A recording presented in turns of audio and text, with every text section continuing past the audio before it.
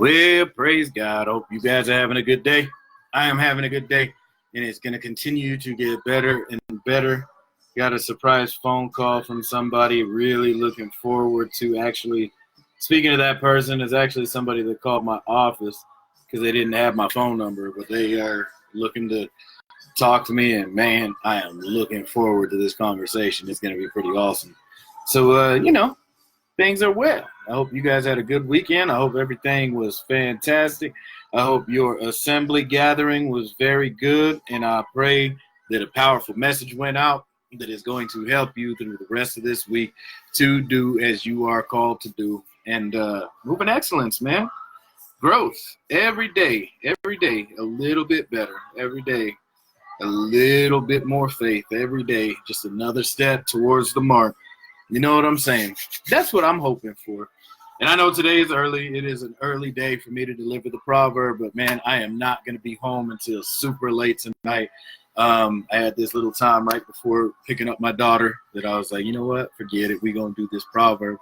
Man, I had somebody in conversation that had said something about, they would have an easier time walking in the faith if they lived back in the times where they feel like God was moving a lot and was making himself evident.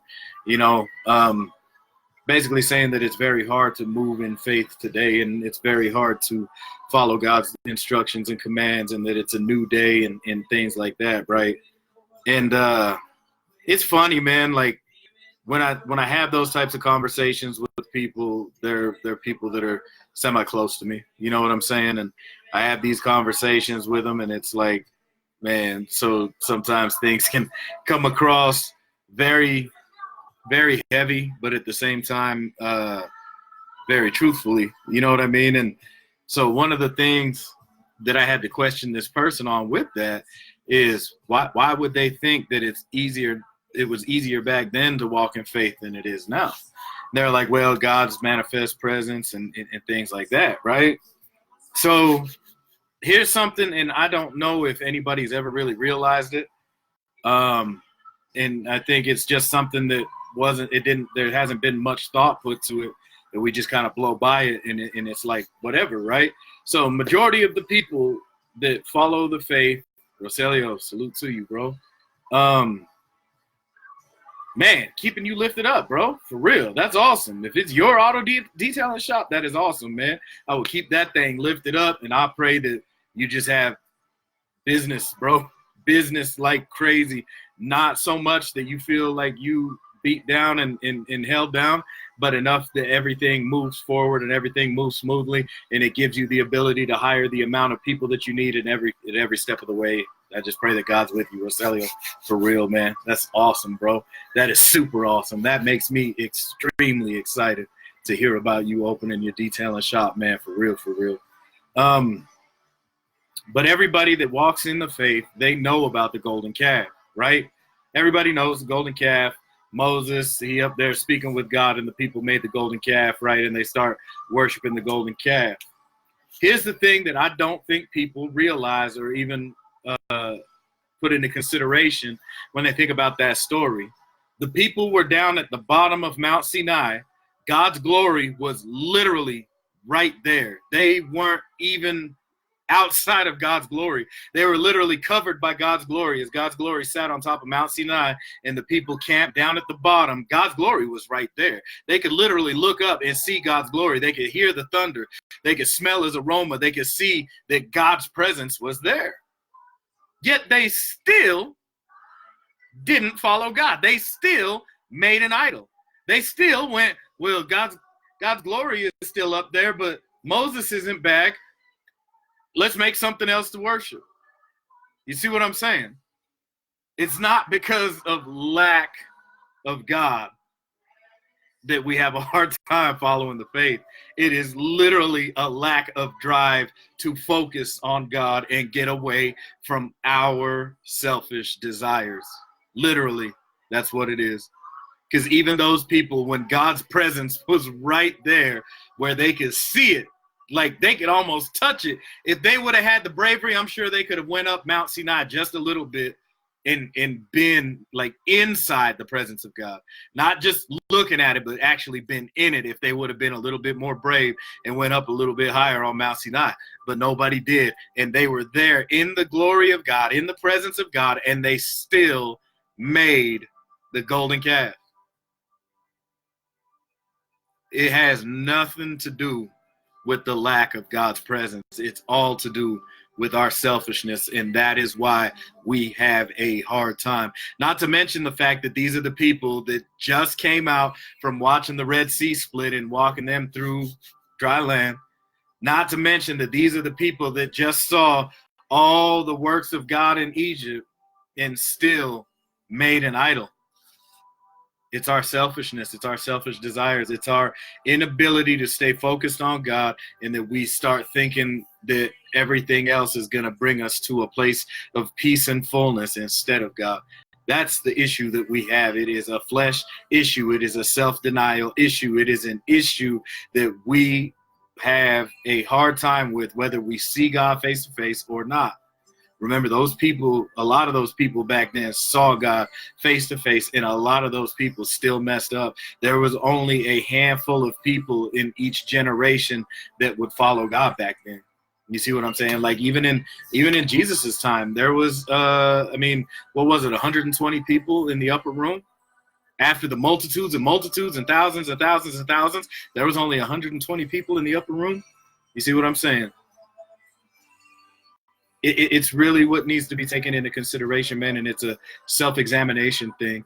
Don't try to put yourself in a place like, well, if I had this, well, if I had this, well, if I had this. Nah, just do it.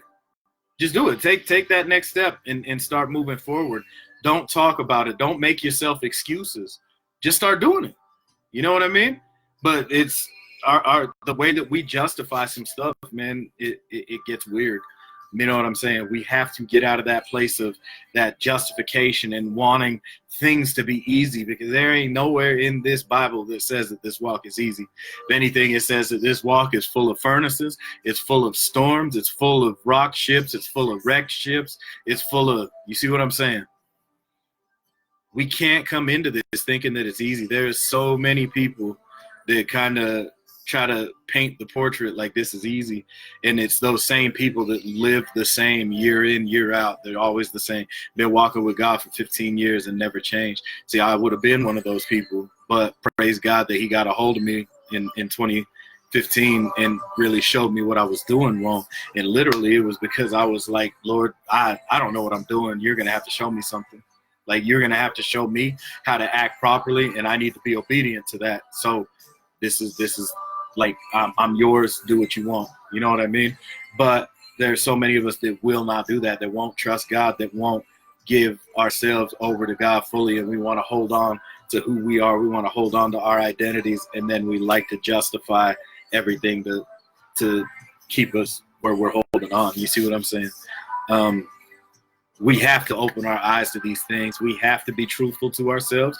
We have to be truthful to God, and then we have to make a stand. Are we going to continue to justify and hurt ourselves, or are we going to start really listening to what God has for us, what God says, following his instructions, following his commands, and following the many things that he would like us to follow in order to improve our lifestyle, protecting us from ourselves, all right? The choice is yours, man. If you want to follow God and live miserably the entire time, that's on you. If you want to live in freedom and no bondage and have a more full life, that choice is on you too. And it's literally just the decision to make justifications and stay the same, or to follow God's plans and allow the full transformation. The choice is yours. Whatever you want to do. This is hard. This full transformation is very, very hard. Just like it's going to get hard if you just continue going through the motions and acting like you are walking with God, and that you really want God to do something in your life. Acting like it will get hard, or things are already hard and they will never transform, and then you just sit there and question why God is letting you stay there. No, you have kept yourself there. Going through the transformation process is hard. There's a lot of things you have to face, and you'll be going, Lord, why do I have to face this? But at the end of it all, the peace, the fullness, the joy, everything that you feel will come to fruition. But it is not easy. Neither Neither choice is easy.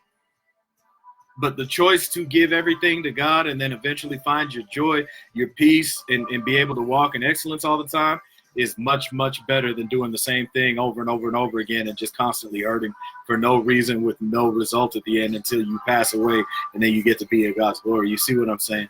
I would much rather choose the path of pursuing and doing as God has called me to and deal with the certain things in order to heal and become made whole and then live an excellent life. That's my choice, but the choice is yours, whatever you want to do. But let's get into this. New King James Version, Proverbs 13. Loving it, man. Really, really loving it. We're going to get it in real quick. Father God, we thank you so much for another day in your presence and another moment to just dive into your word and let your word wash us from everything that we have experienced and teach us the new things that we need to embrace in order to stay closer to you and to stay on the path that you have called us to. Father, let this word saturate the deepest, darkest, innermost parts.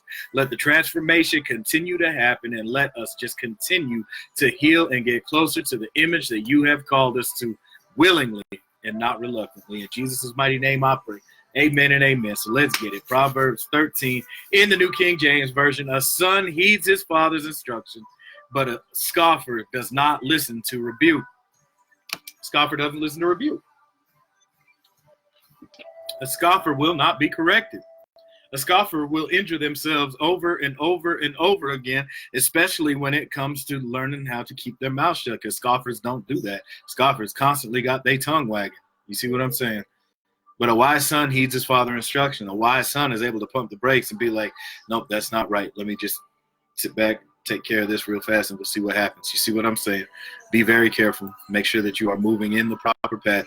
Be wise and follow the father's instructions, not silly and turn away and then wind up hurting yourself even more. All right?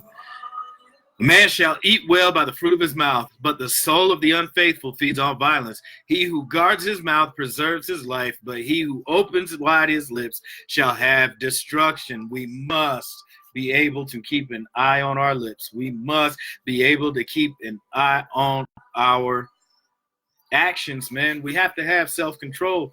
Again, Galatians 5, 22, 23, an entire list of the fruit of the Holy Spirit. If you are not showing that fruit, it's time to start asking yourself questions. It's not time to ask God. It's time to start asking yourself these questions. What are your motives? What are you really trying to do? Do you know how to have self-control and keep your mouth shut? Excuse me. Do you know how to have patience and let certain things go? Do you know how to have long suffering and know how to endure? You see what I'm saying? These are certain things that we have to have within us, especially if we're claiming that we are walking with God and we have the indwelling of the Holy Spirit. If we don't show long suffering, if we don't show gentleness, if we don't show self-control, if we don't show peacefulness, we don't show joy. You see what I'm saying? If those things aren't things that we're showing, it is time to ask if we really have the fruit of the Spirit. And when the answer is no, I'm not even going to say if. I'm going to say when the answer is no, it is time for us to acknowledge that and really dive into the Father and let those things be instilled. Majority of the time, it is because of something that we are selfishly holding on to, that we are not allowing to let go because we have to be ourselves. For some reason, we seem to think that we're lemmings if we follow God, when in all honesty, when you look at the world and you look at the condition, you look at the things that people do, the people that follow the world are the lemmings. They just, for some reason, seem to think that God's going to put them in a restriction thing that's going to make them so that they can't take advantage of certain things in the world, and therefore that makes them a lemming. No. Why do you think you got people saying I'm original, but they dress the exact same as everybody else? Why do you think you got people that seem to think that they're the only ones, but they also collect every single pair of Jordans that's out there? You see what I'm saying? Everybody always thinks they're an individual, but yet they're doing stuff that everybody else does. You know what I mean? We have to stop with that weird way of thinking, man, and really let God do what God's going to do, because we are the only ones that can worship God the way that we do, and we are the only ones that will move in the place that God put us to. God had intended us to do a certain thing within the body, and if we don't focus in on that, well, what are we going to do? We're going to run around in an identity that's not ours and then wind up tripping up. You see what I'm saying?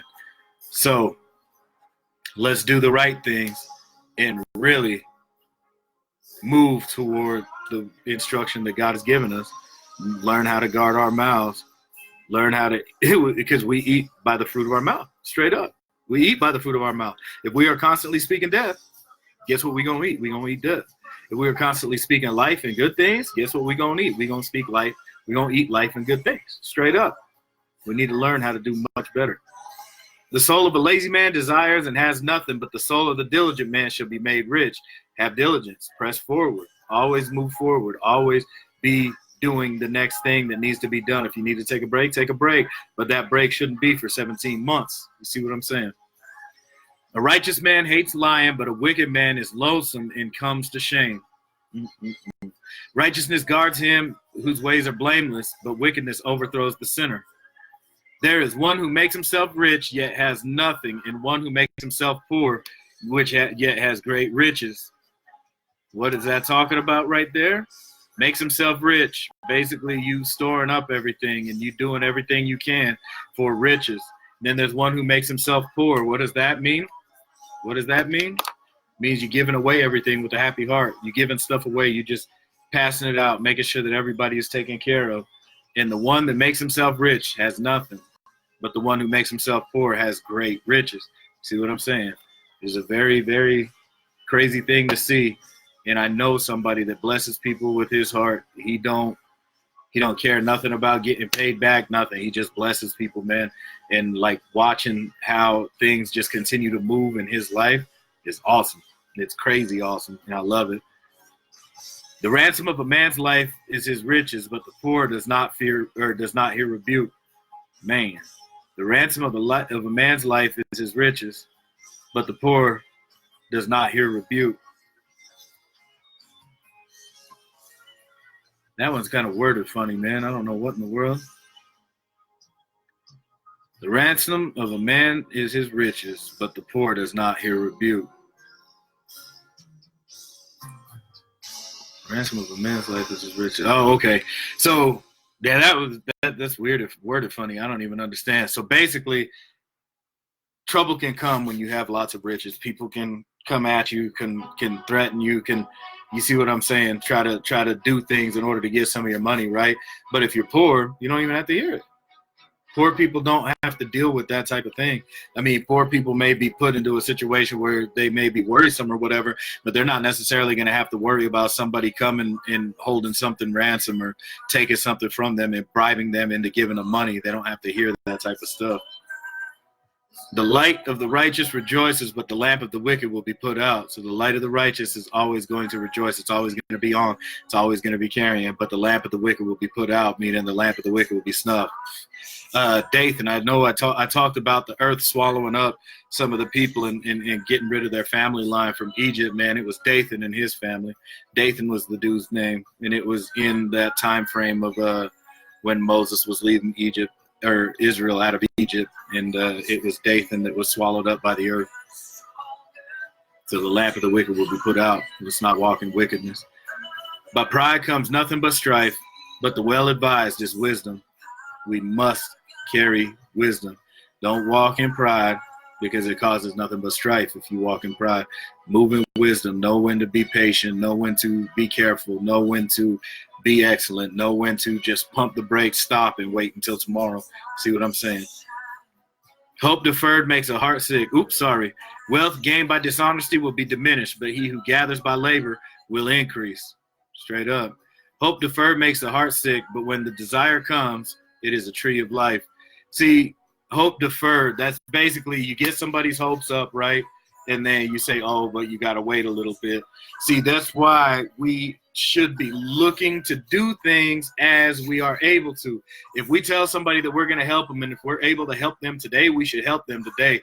Don't put it off until tomorrow. Don't tell them, yeah, I'll be able to help you, but it's going to be next week. You see what I'm saying? Like, it's better to just keep your mouth shut and then go through the motions and then surprise them at the end than it is to let them know and then make them wait that time. You see what I'm saying? Sometimes we have to take those types of things into consideration, and we have to move in that excellence. Let's not defer the hope of people. Let's not get their hopes up and then defer the time for the resolution. And you see what I'm saying? Because it makes the heart sick. It gives people that, man, I can't wait till then. And then maybe they're not even focused no more because they're looking forward to the time that things are going to be taken care of instead of walking in excellence the whole time. It would be better sometimes to keep our mouth shut and then just give the surprise of the thing being taken care of. So don't make somebody's heart sick by deferring hope for them. But then when the desire comes, it's a tree of life. You see what I'm saying? So like at the end of it all, when everything is fulfilled, it's a tree of life. They get that breather. They're happy. You know what I mean? But why make them go through that process when we can just be in excellence and do what we say we're going to do right when we say it? You know what I mean? He who despises the word will be destroyed, but he who fears the commandment will be rewarded. The law of the wise is a fountain of life to turn one away from the snares of death. The reason why the commandments, the instructions, turn us away from the snares of death is because we stay far away from them. We're being diligent. We're making sure that we are not putting ourselves in a snare. We're ensuring that we aren't saying things that are going to snare us up. We need to be a lot more conscious of the things we say and the things we do. We have to be. We have to be able to take every thought captive, every action. We got to be able to take an account for it. We can't just go through life just doing whatever and then hoping for the best. You know what I mean? Let's start being on purpose with our deeds and what we're doing. Let's stop being so spontaneous and really just kind of plan certain things out, you know what I mean? And be very careful with those things, especially our negative impulsive reactions. Let's make sure that we're not doing those no more. Let's make sure that we're not reaching out to touch someone over something that happened and we're hearing the full story first and being able to pump our brakes and not be impulsive, but really make an educated decision or educated guess. You know what I mean? Good understanding gains favor, but the way of the unfaithful is hard. Every prudent man acts with knowledge, but a fool lays open his folly. A prudent man will not put all of his chips on the table until it is time. But a foolish person, everything that is done is out in the open. Just because it's out in the open doesn't make you a more honorable person. Sometimes having everything out in the open is a very, very bad look. You don't really want that to happen because it destroys your reputation and it, you know what I'm saying? Like you, and then being in that foolish place, you constantly do the same thing. You know what I mean? It's something that's like, it just kind of lays you out and exposes you like, ooh, you got a problem there. Probably shouldn't do it. But see, a diligent person is always going to ensure that they do things the proper way. Even if it's letting somebody know about a shortcoming, it's letting somebody know about a shortcoming, not getting caught. And then all of a sudden, oh, no, that's not what it is. That's not what it is. But it's exactly what it is. You see what I'm saying? So foolish people, everything is out there and there is no defending it. But a prudent person would be exposing what needs to be exposed, getting that accountability, things like that when it comes to the negative or when it comes to the positive, like dealing with the person that's got a hope. You're a prudent person that's not going to be like, hey, I'll give that to you next week. A prudent person is going to be like, I think I can help him out. Let me look at everything. Okay, yeah. Hey, by the way, I can help you out, and here's the help out. You see what I'm saying? That's the type of things that a prudent person do. A foolish person would be like, yeah, I can help you out. Oh, no, I can't. Oh, no, we just can't. And then just shut up and don't say anything. And then the person's like, oh, okay. I see what's going on. You see what I'm saying? A wicked messenger falls into trouble, but a faithful ambassador brings health. Always speak life. Always speak life. Always encourage and move people forward. Poverty and shame will come to him who disdains correction, but he who regards a rebuke will be honored. Take rebukes. Apply them to your life and watch your life become better. Like, for real, for real. Desire accomplished is sweet to the soul, but it is an abomination to fools to depart from evil. It's crazy, right? A foolish person cannot depart from evil. They have to do evil. They don't feel right unless they do evil. They got to do something underhanded in order to feel okay and move toward the day. Like, it's crazy, right? But it's the reality of it. I mean, you tell somebody, hey, I'm about to change my life, and they really foolish, they're going to belittle and berate you over your decision. I remember one time we had a friend that went to rehab, and my man was bad back when we were in high school. He was terrible when it came to smoking, drinking, all that stuff. Everything that he did, he was terrible with it, like real terrible with it. And my man needed rehab, like straight up. But when he went to rehab, man, I remember how upset we all were talking about his parents brainwashed him and this, that, and the other. Like, man, you see how foolish people, like, they think it's foolish to turn away from evil. You see what I'm saying? It's an abomination to turn away from evil. And it's crazy because I think back to when I was that way, and I'm like, man, yeah, we really was trying to act like there was something wrong with this dude getting the help that he needed. You know what I mean? It was an abomination to us. We was like, man, we'll hope that everything's going to be okay and it's blah, blah, blah. Like, nah, man, my man needed that. Like, every time I think about it, I'm like, that dude was out of control. He needed that rehab. And yet here we are acting like they were wrong for putting him in rehab. You know what I'm saying? It's crazy. It's just little things like that that really make me go, man, this word of God, it's living for real. It's not outdated. It's still going on. Everything that it's recommending against, everything is still going on today. It's just a matter of being able to generalize and use it, not just look at it and be like, oh, that's it. You know what I'm saying? Mm-mm. He who walks with a wise man will be wise, but the companion of a fool will be destroyed. Straight up. Birds of a feather flock together. Evil pursues sinners, but to the righteous good shall be repaid. Straight up. The good man leaves an inheritance for his children's children, but the wealth of the sinner is stored up for the righteous. That's scary. Much food is in the fallow ground of the poor, and for lack of justice there is waste. He who spares his rod hates his son, but he who loves him disciplines him properly. Straight up. The righteous eats to the satisfying of his soul, but the stomach of the wicked shall be in want.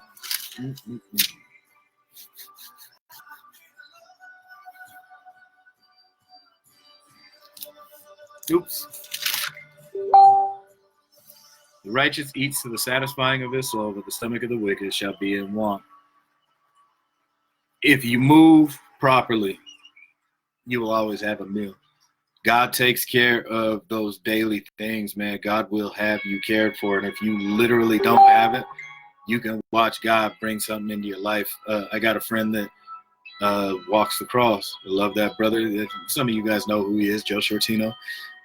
Sometimes it is amazing to see his stories about people that have bought him lunch or have gotten him a hotel room or, you know, to certain things that he does, because my man he's just out there. He's just out there walking the cross, praying and talking to people. You know what I'm saying? And people bring him food and bring him the ability to stay in a hotel room. Like, it's wild.